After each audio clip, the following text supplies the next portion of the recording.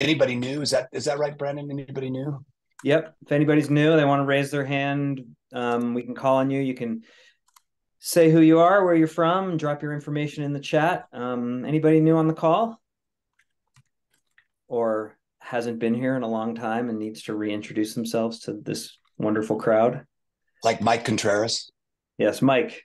We never knew you were All going to get right, called on man. like this, were Yeah, you? no, I was like just trying to go back to some emails. Yeah, so Mike Contreras, I'm the president and founder of Ensemble. We're a digital services consultancy supporting the government that leverages open talent in everything we do, from delivery on site with clients to operations. We eat our own dog food. Got Yeah, into the space. Working with Steve back in the day, I guess I could be considered a crowdsourcing OG. I you did some are. challenges in the government, um, and just kind of right place, right time. Want to help the transformation. So we're kind of did it from inside the government. Now we're doing it from outside. And we got a Yeah, pretty cool STS application launching tomorrow, yeah. built with open talent. So we got some really exciting stuff coming up. Great. I think Mike and Tammy, I knew both of them before I knew John. So Yeah, OGs. crazy. I know, right? I know. That's crazy. Hey, Don, I knew you got your hand up. Yeah, hey, I just wanted to say I don't frequently get to join these because of a work conflict, but I wanted to make sure to attend today. I'm Dawn Jordan. I'm actually based in South Carolina in the US. I run knowledge management initiatives for a company called KBR, which is a government services provider and also supports the energy sector. I'm also a former Wiley employee. Some of you might know that name. I think Steve might know that name. Did a lot of work for NASA down at Johnson Space Center. So anyway, yeah, That's thank you. great. Thanks, Don. Thanks for being here. Anybody else? No, I think I always like forget to share, but as you guys might know, the book is on its way out and it's out January 16th. And one of my goals is, to change culture with the book. So any ways you guys can support it or find other people to support it, and, go to Amazon, buy a copy if you're interested in bulk copies. Brandon, maybe you could put the open book, page up on that you guys can get more information. But our goal here is just to change culture. I think, Steve was there, and this is kind of going to be a little intro. I'll talk about the book, but I want to talk about Steve too. But Steve and I met well, I mean, we knew each other, but we met at the Crowd Academy, which was kind of the first, gathering of the Brain Trust that Jen and Kareem put on in 2018. I guess it was 2018, right? Is that right? Yeah, and so I think one of the beautiful things in that meeting was that we all agreed that there's not a common language and a common process, and everybody's kind of talking about this new world of talent in different ways, whether it's freelance or crowdsourcing or it's gig, and it was really confusing to a lot of people. But one of the brilliant things that happened in that meeting was that it was like, oh my God, it was like, we found each other, right? These long lost compatriots of like, you're doing that, so am I. I'm struggling with that. Oh my God, it was just such a beautiful, beautiful meeting. And and out of that, Diane Finkhausen and Balaji Bandili and Steve and I started meeting on a pretty regular basis, and that was the beginning of Open Assembly. So those conversations were what this has become. So, we've had lots of turns and alleyways and explorations, but I love that. I think that our job is to all of us in this room as innovators is to try hard things and to fail a lot and to figure out how things work. I mean, nobody else is out there doing it, but we need to do that together, and we need to have a group and a community of supporters that can be very vulnerable, going, I tried this and it didn't work, or I flamed out on that, or I gave this speech and nobody even understood what I was saying. So hopefully this is a safe space to explore those ideas and to share those things and to support each other. But I think what's important, in these kind of conversations is to dip back into where we've been. And I've always loved these conversations with Steve. And so Steve was there at the beginning, has been doing this work. He's certainly one of the OGs. I think some of the stuff he's doing right now at NASA is, pushing the envelope on a lot of new areas. So he's here to kind of give us an update on what he's been up to and what he's working on and how he sees the world. So thanks a lot. Look, I think Brandon just put in the chat the book stuff, but if there's anything that you guys need from me on the book stuff. Oh, the other thing I want to say before Steve starts is really grateful to HBR Magazine as well, who it took a chapter of the book, building external talent clouds, and has made it into a feature article in the Jan-Feb issue. So I think with the magazine coming out next, or I guess December, early December, and then the book, we've got some good momentum kind of going into 2024. I'm really excited to take this group or be a part of this group as we enter a new year, and I think it's going to be really transformative. So, Steve, take it away. Okay, thanks, John. Well, Brandon, I don't think we recognize Brandon enough for all that he does, but he agree. does a ton, and he's got to get so much, content in front of you guys and bring in good speakers. But, everyone has a dry spell where they can't find anybody. And that's what Brandon hit a few weeks ago when he kind of started scraping the bottom of the barrel looking for somebody. And so you're stuck with me today. I will say this. I love what I think we're doing. I feel like I'm still on day 3, right? So I feel like we've been doing this for a long time and that we're just starting. But since we're the government, we can talk about a bunch of stuff. And so I'll show you a bunch of stuff. I will tell you it is not fancy. I didn't get a chance to really spice up these charts. So it's going to be a little bit raw. For those that don't know, I run a program called the Center of Excellence for Collaborative Innovation, which is a fairly small group. There's about 17 of us. And we work across both all of NASA as well as the entire federal government to kind of help organizations understand what open communities and open innovation is, how it can be used, and now starting to do open talent. And then facilitate the use of that, because you can show somebody something new, but if you're not willing to kind of Sherpa them through, as Diane used to say, they're never going to be able to do this, because it's too hard to take on something new like this unless you have a real drive, and most folks have a day job that kind of sucks the drive out of them. Our name brand to the public right now is NASA Tournament Lab, and it's been that way for a very long time, since Harvard. But like I say, what we do is simply help educate folks on what this is. We very much are somewhat of a contracting mechanism. We provide all the contracts, because that's the biggest barrier in government and probably in most companies in how to actually use this stuff. So we put the contracts together. I'll talk a lot about our contracts today, but we also do road shows and education on this stuff. And then we partner with Harvard and MIT and some others on research. I'll touch on that a little bit. This is our mission. We're really trying to get the maximum value for NASA and the federal government by formulating and executing these crowd-powered projects. I firmly believe that the reason the crowd is so important right now is that the rate and really volume of change in technology that we're seeing right now is unprecedented and is only going to get worse.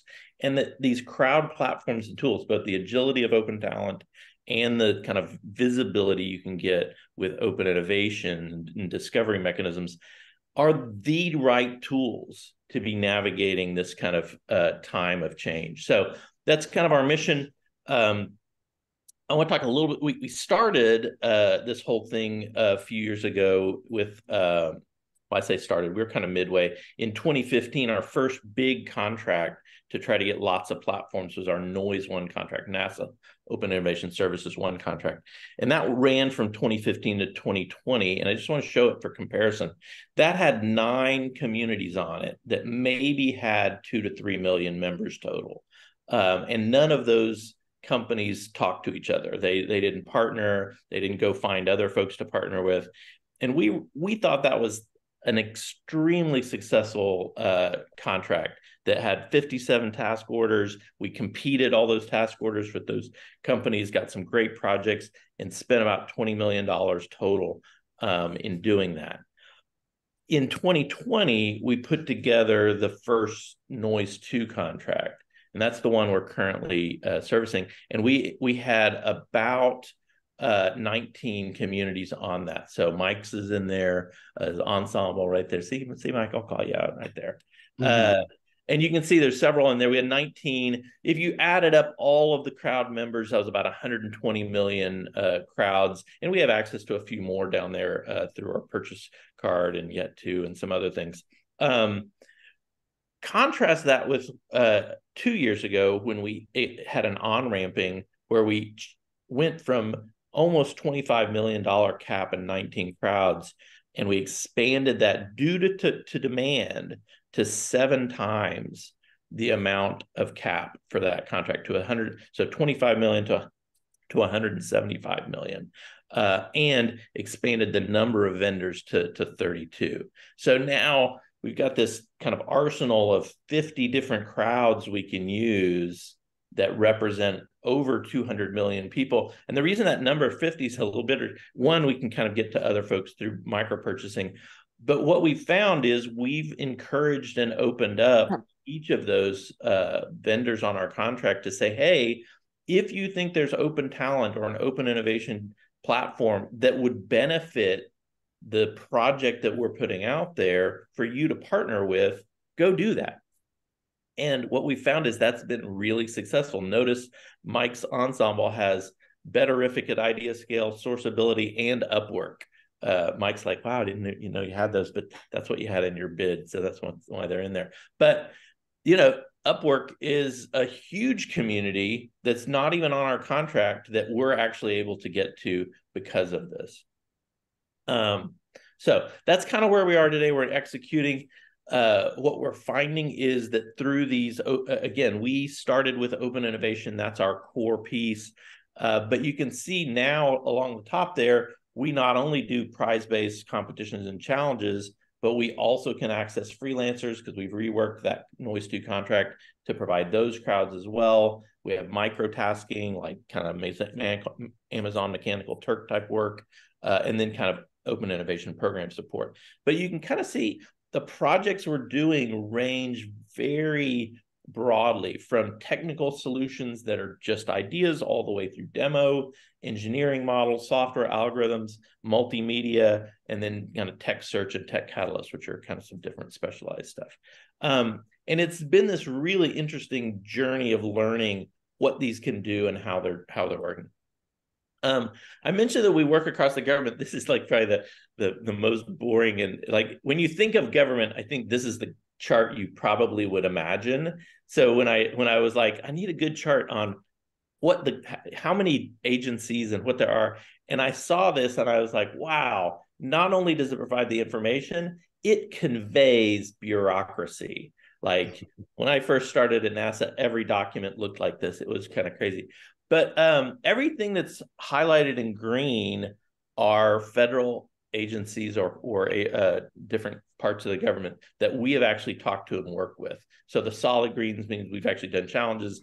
The dotted greens were either in talks or have talked to them. And it's been a really interesting, and that's actually how I know Tammy, because she was with Reclamation back then, right? We also partner with academia. That's actually how I met John, through the Lish work. You can see Jen there. We've had a lot of work as well, obviously with Kareem, as well as over on the MIT Sloan School side, we work with Eric von Hippel, who's very much into user-based open innovation. And it's really interesting because we're still working with them on key questions. One of the big questions that's just come up with Eric von Hippel is, what is the trend of AI for open innovation? Is open innovation going to go away in 10 years because AI is going to be able to do better with that? And how do we monitor that and understand that through experimentation? So we're working some of that. I flashed this up here just to kind of show, almost every week I'm talking to somebody. Part of that's John is a great connector. He's connected with all sorts of people, but you guys have connected with other people. And we've created this really interesting network of folks around the world who have been talking about where is this industry going? How's it working? And so this is just a snapshot that I took a couple of years ago of, oh, wow, we've worked with over 80 different companies and organizations in academia and industry and government. And it's a real collaboration to figure out where all this is going. Just some stats, and people always like stats and growth and charts and stuff. So I promised John I would put some of that stuff in here. But to date, we've been able to accomplish about a little over 800 projects. We started in 2011. You can see most of those are successful, but that success is caveated, right? It's not all home runs. Only about 37% of the total there are home runs. The rest get us really good results. And anything that's getting you an advance is what we consider a success. What we've found, interestingly enough, and we weren't really expecting this when we were started with open innovation and open talent, is this is cheaper than doing this in-house. We ask each of our problem owners and project owners, hey, how much would this have cost you to do this in-house? Even though we're really just trying to get a better answer, right? We're not trying to save money that way. But 75% of the time they say, oh, this is cheaper, and give us a number. And that average cost savings is like 47%. So almost 50% cost savings is the average, which is kind of crazy. And so overall, we added it all up, and it's something like $144 million in cost savings, which is almost about as much as we've spent. If you want to look from when we started, the pilots were in 2010, and the Center of Excellence stood up in 2011. So you can kind of see the projects as they started. And you can see they go kind of up and up. Now you see the down. Some of that's just lagging data, and you can see 2024 has just started. On the left, it shows you kind of the breakdown of what our public challenges versus our internal, which are orange. Tech survey, which is kind of a different flavor of public. And then our blue is the open talent work, right? The dark blue at the top there. And then on the right, you can see just total projects, both in flight as well as the darker that we've completed. And you can see those as they close out, they'll actually move to the right. So that'll actually smooth out. And then you see the biggest, to me, interesting thing is that we're getting more and more investment in this. The budgets are going up and up. And, last year we had almost $16 million come into this. And we're seeing projections that are actually quite a bit higher coming in. Up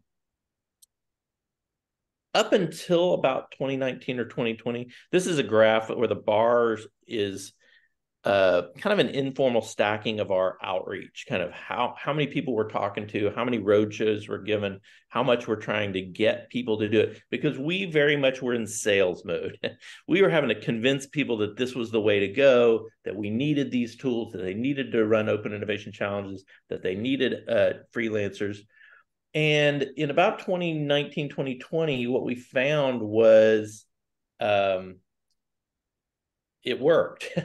And to the point that the kind of light blue line that kind of goes up there, that's the growth. But if you notice, we've actually reduced our outreach quite significantly over the last few years, because now we have a different problem. And that different problem is capacity. We don't have enough people on our team to help execute these projects. We're getting more demand than we actually can easily execute. So we basically stood down on a lot of our outreach. Now you can see we ought to do a lot of roadshows still. Those are all on request now. We don't go schedule time on people's calendar and try to sell this. So that's been an interesting thing. This is just one other chart to that, kind of shows the difference between noise 1 and noise 2.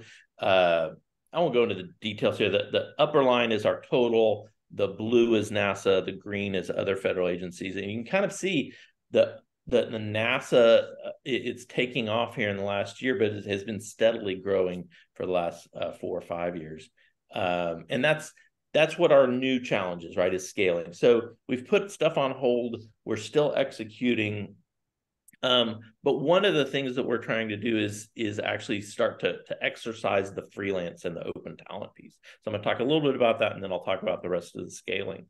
Of our Noise 2 contract, many of our contractors, and you can kind of see the logo fest here, these are the ones that are all doing open talent, right? And so we've started talking over the last 2 or 3 years about our different to our different projects, about how, hey, it's not just the answer you need skills and expertise in certain areas to even stay on top of the emerging tech.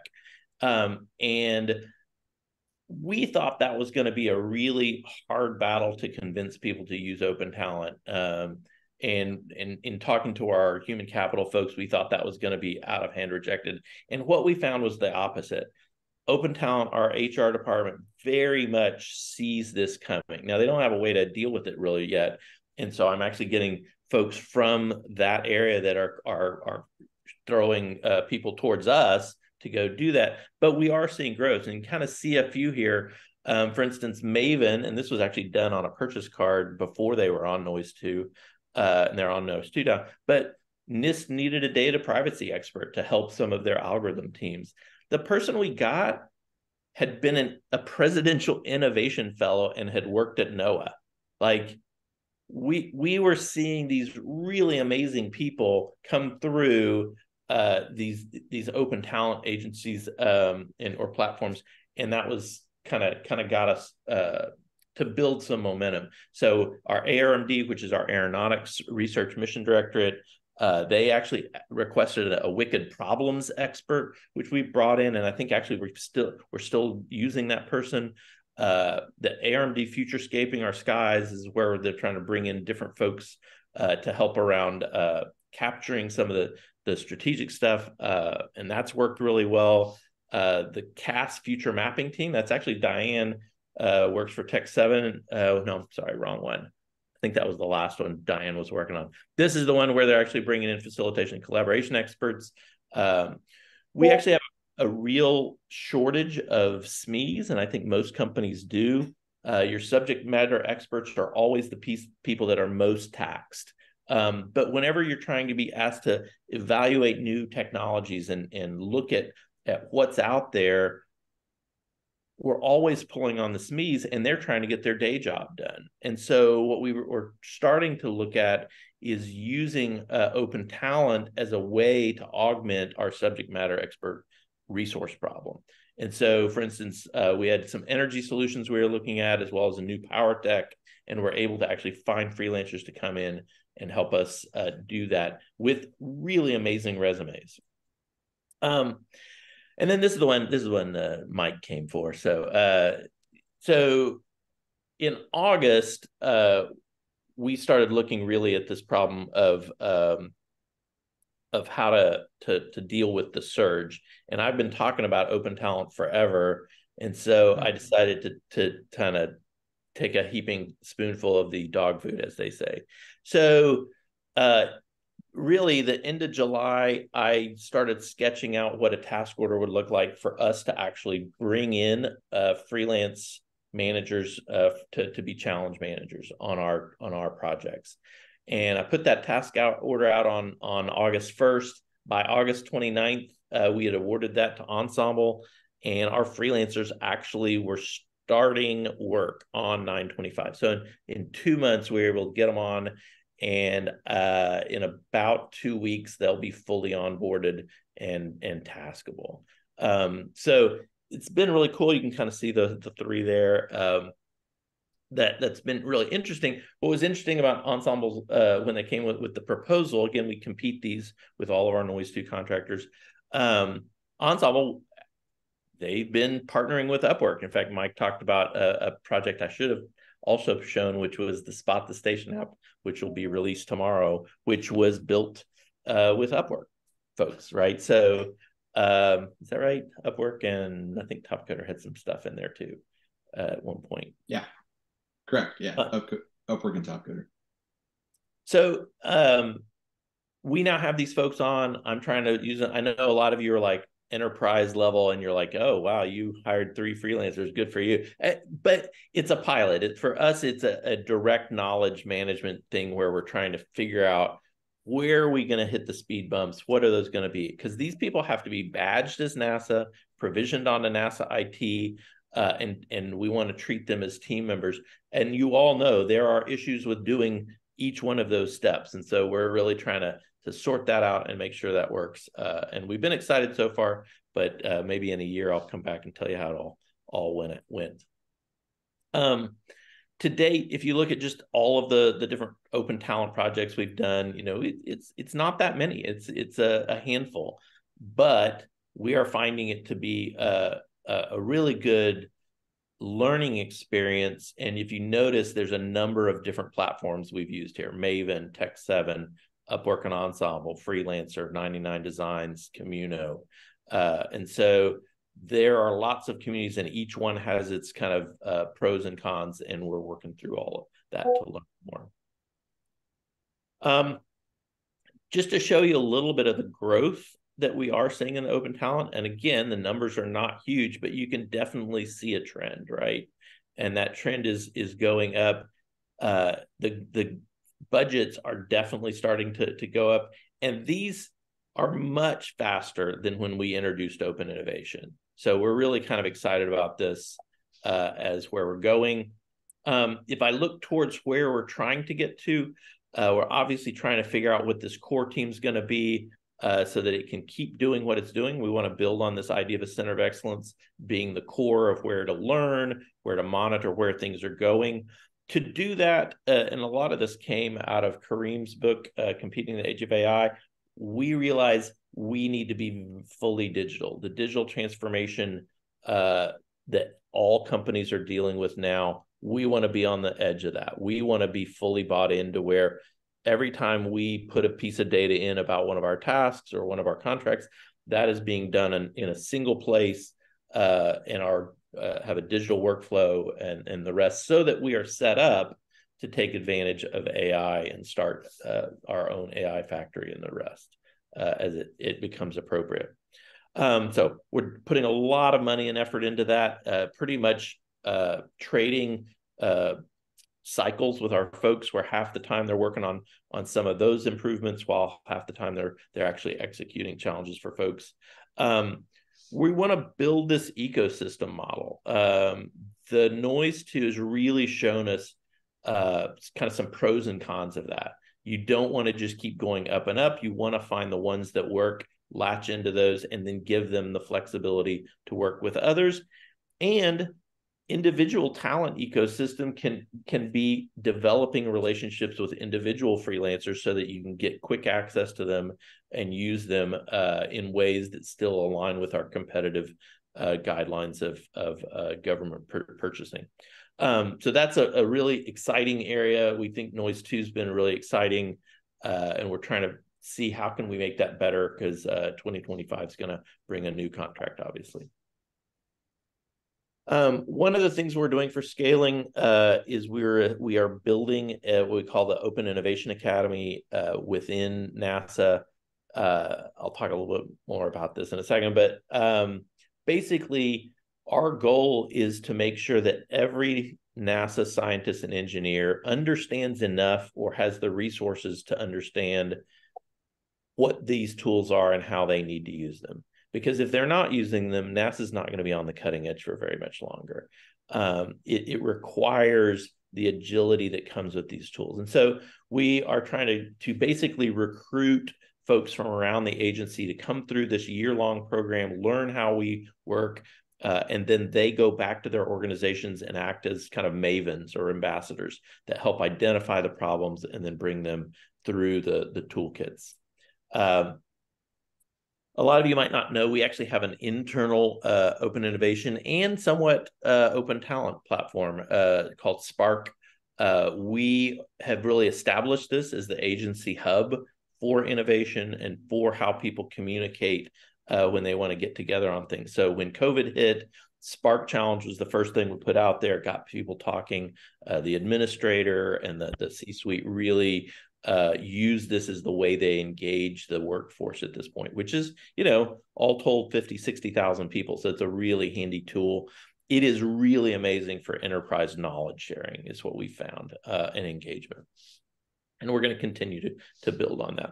And then the last thing that we are considering, I have to put considered because I'm still selling it inside, so don't tell anyone I'm doing this part. No, they know. But we're trying to kind of find a way to engage the public in a better way. What we have found through open innovation and open talent is that there is deep support for the space mission, and people all around the world have a dream of working at NASA and contributing to the mission. And for 60 years, NASA's pretty much said, here's some pretty pictures. Don't you wish you were us?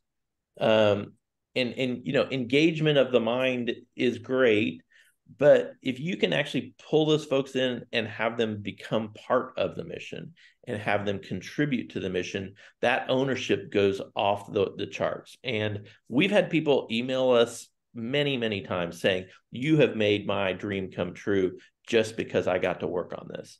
And we thought, you know what?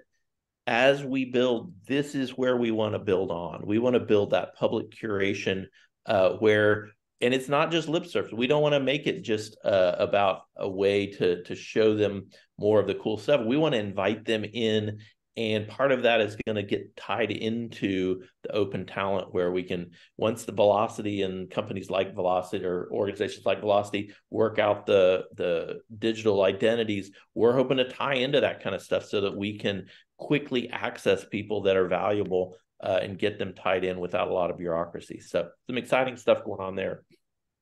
I think this is my probably last chart, just showing some of our long-term initiatives here, which are in open talent. We actually want to get out of that business eventually as a center of excellence, because that belongs in the HR and procurement area. That needs to be part of just how we do work. And so we're starting to talk to human capital. We're doing our pilots. We're trying to kind of tamp down all of the pieces that are the speed bumps for folks and figure out how we do that. And part of that is why I am so active in Open Assembly, is I want to learn from this community on how we best do that. The contractor base, you know, Dawn, so glad to see you here from KBR. I know I've talked a lot to your head of human capital for KBR Global. And companies are interested in this. 3/4 of NASA is contractor and support contractors. And so if we can show them how to use open talent and open innovation for the benefit of the mission, that's going to actually be more valuable than us doing it ourselves. So we're trying to find ways to encourage them and put that in contracts. And we're seeing Jacobs and I think the USA folks and several have actually now run challenges and are starting to get into this. And I know KBR's very much looking at open talent as something that they want to potentially be doing. Most of my team is KBR, by the way, Don. So we use the HHPC contract so I'd say about 5 or 6 of our folks are. NASA Open Innovation Academy, just if you want to know a little bit more about that, we're going to be starting these cadres of 3 to 5 folks that start on 6-month centers. So about 10 folks a year once up and running. So we have a first and second semester that'll overlap. And this idea is to get the folks out there to really get the word out, but also know how to use it and can do the work, which is the scaling piece, is more people that are able to actually do this. And we make it an enterprise process where it's easier to do with fewer steps and less friction. And that's ultimately where we want to go. This needs to be an enterprise offering that every group knows how to use, just like they know how to go order printer paper, right? So that's the whole idea. And then we want to continue this building ecosystems, as I said. That's going to be on future contracts to understand that, as well as we still have our micro purchase as a way to kind of try before we buy type of things. We can spend up to $10,000 on, but you know, when you're just trying to get a sample of what a freelance platform can do, you can go do that, and that's a kind of cool thing. And with that, I will stop and we can chat. I think I probably went over. I don't know what you wanted for time. No, that's great. I love it, Steve. That's super awesome. I mean, it's always inspiring to see the updates from Steve, just because, you know, he's always ahead of the curve, thinking on so many different levels.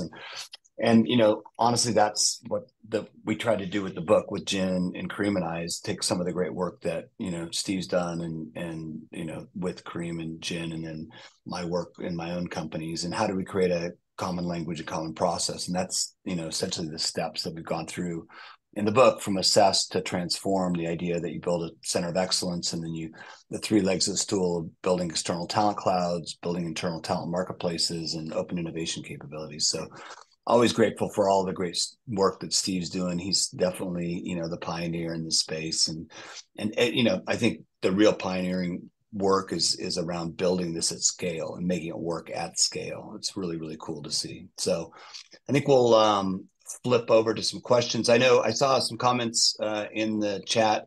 Mike Contreras had something to say, and Rich did too. But Mike, why don't you jump in first and with your comment or your question, and then Rich, go to you, and then we'll kind of open from there. I didn't really have anything in particular, John, but if you give me the opportunity, I'd love to ask Steve, that kind of tipping point. I noticed that also coincided with a major, earth-changing event, with COVID. Just wondering how much you see the move to remote accelerating the open talent adoption. I think it was the horrible event, and it was the right time for that to happen, because I think everyone realized, oh, there's way more capacity to do work. And, a lot of companies are still struggling with how to manage that, right? So it accelerated. In fact, normally when I talk about open talent, I show the Edelman Intelligence study that showed the predicted trend in 2017 that said by 2028 there would be more freelancers than full-time workers. And I show that, and then I said, and then COVID happened. And then I think I show MBO partners where it was like 35, 40% between 21 and 22 or something like, or 22 and 23. There are these crazy things that have happened because of COVID, and people experiencing firsthand what it's like to work independently and realizing, oh my gosh, I've been wasting so much of my day at work or in the commute. And I think people are processing that from what does that mean for my work? There was even before all this, there was a Ohio University study, right, that said that average productivity was 3 out of every 8 hours, like 37%. That was your productivity when people went into the office. And I think it just kind of made it clear that people actually can work in lots of different situations, and it's about the work. It's not about chaining someone to a desk and whipping them until they get the work out, right? Like, it just doesn't work that way. And so I think there's been a lot of realization about what work is, what people need for agency.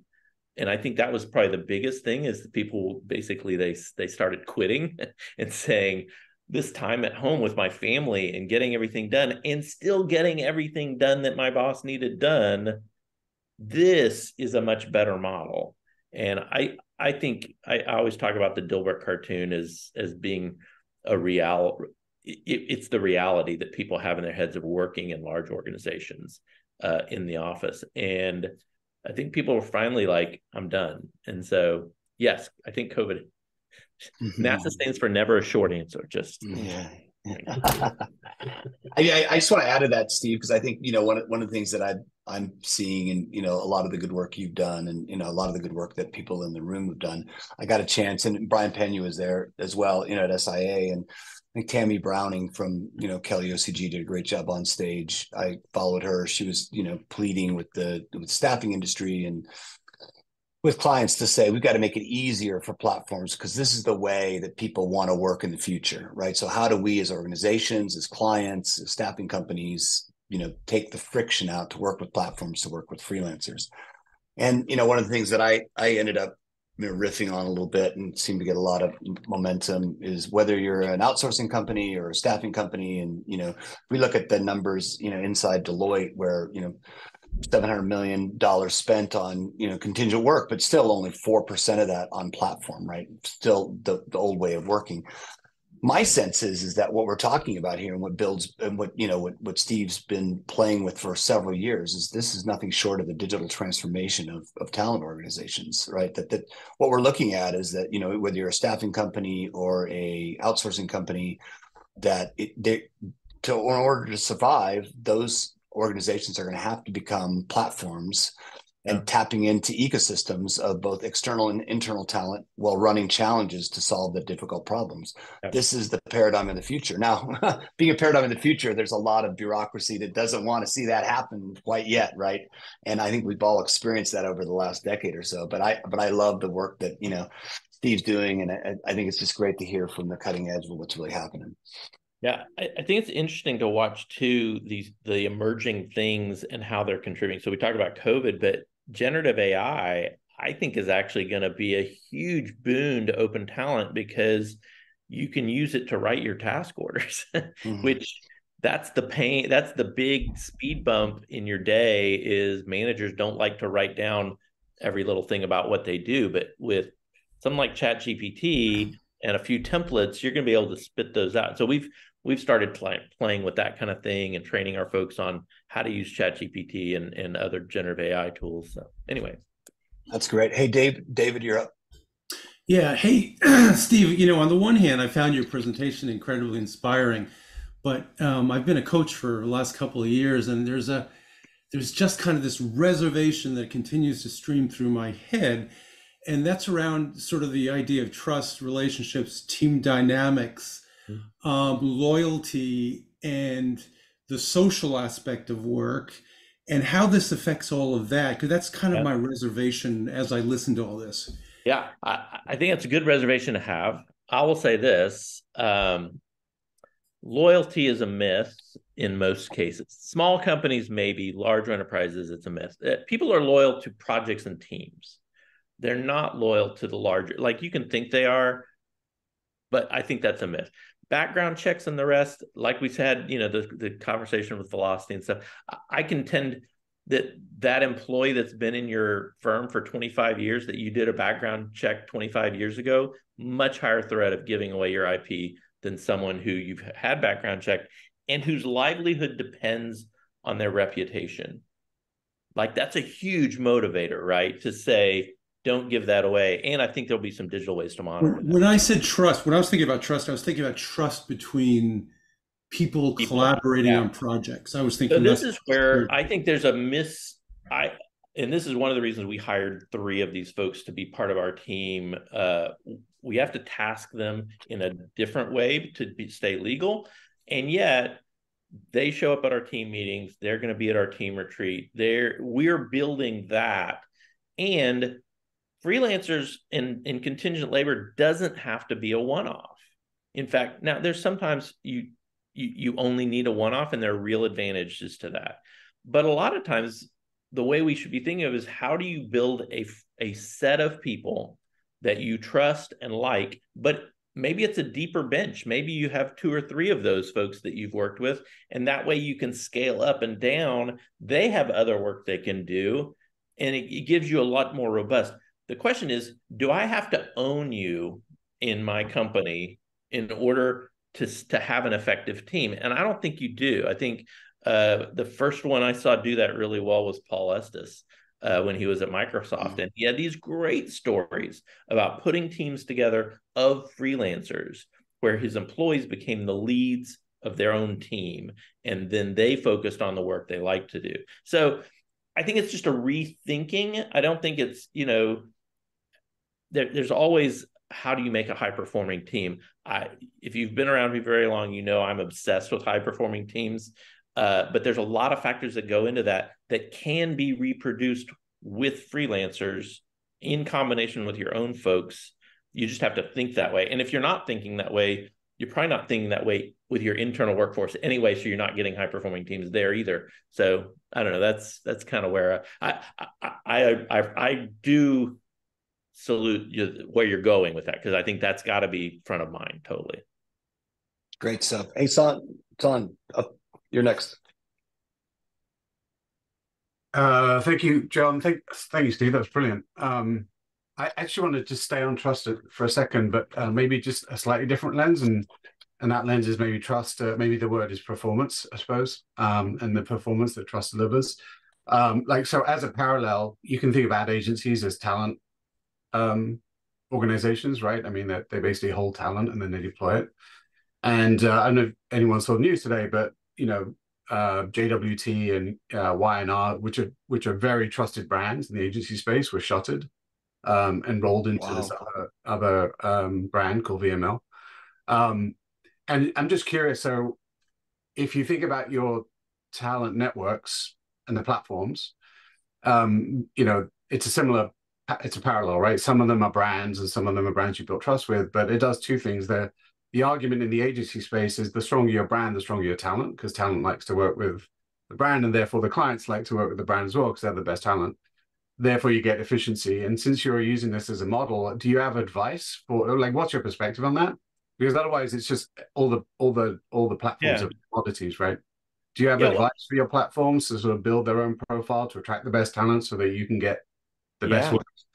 I mean, we very much use intermediaries, right? We use platforms because it's too hard to try to do that with individuals out there in the workspace, right? So we very much want, in fact, I really think the platform becomes the new caretaker of the worker, right? It used to be HR and the manager, like they were responsible for kind of making sure people progressed in their careers, learned, did all those things, in exchange got trust and all those things. I think that's in the platform side now, because the platforms that are going to be the ones you go to are the ones where you can quickly kind of establish and get the best talent that works well together. And that's not going to come from just hiring the right individuals on your, or getting them to join your platform. It's going to take some curation. The biggest term in our office is crowd curation. We talk about that a lot because crowds that are just a bunch of members on a list, not nearly as effective as a crowd that is engaged with and invested in, just like your employees, right? It's just we're moving part of the workforce to a different place that's more flexible, gives people more agency, and has the agility to service need, because the old model had a static need problem, or a static need kind of structure, right? It didn't change very often. And so having people that were right there and that you fully controlled made a lot of sense. With the change we're going on right now, a lot of places are getting to where the need changes so often that you can't possibly hire. So you better be trying to find ways to get those same securities out of that. So I don't know. I went off on a tangent. No, I think that's great. I mean, Son, you and I have been having this conversation for years and years and years. I didn't know that news. So interesting to me. I always come back to the fact that, it's the inevitable digital transformation of everything, right? If you think about media, I assumed as a magazine publisher back in the day that when the internet started, that Vogue would own fashion on the internet. It didn't happen, right? There was a new way of working, and the cost, of producing a magazine, Vogue got stuck in that paradigm. And I think that's what's happened in the agency world. Balaji and I have talked a ton about this, and I read about it a lot in the book, and the fact that I think that brands and service organizations, whether they're management consulting companies or agencies, those brands essentially signal to the world that they're an efficient matching agent, right? That they have the best talent, they have access to the best talent.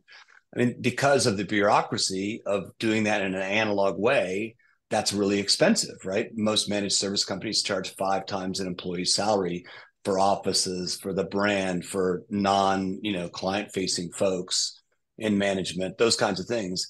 And my sense is that that's what's happened, right? It's the digital transformation in all these categories that, today I personally trust going to a platform, reading the reviews of somebody that I might want to work with, making sure that that's the person I want to work with, because I know I'm working with them directly at a fraction of the cost that I would go to my alma mater, Crispin Porter Bogusky, knowing that if I went to Crispin, that maybe Alex would touch the material, but I'm getting charged hourly for Alex's time when a bunch of other people are doing the work. So a lot more transparency, a lot better. There's just a new matching agent in the world, right? And it just happens in every industry.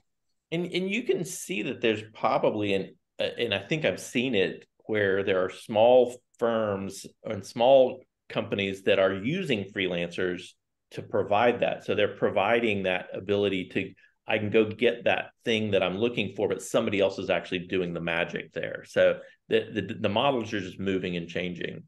So I do have to run here. So I think we all have to run. Steve, so grateful. Love you guys and love Steve. You're just amazing. Thanks for sharing so much with so much transparency and energy and such great questions. Keep the questions coming. We'll share them, bring them up next time. Steve's on a lot of the calls, so always, I'm sure he's happy to do that. And love you guys and look forward to seeing you in a couple of weeks. Thanks all. Thanks, Steve. Thanks, everybody. Bye. Bye-bye. Bye.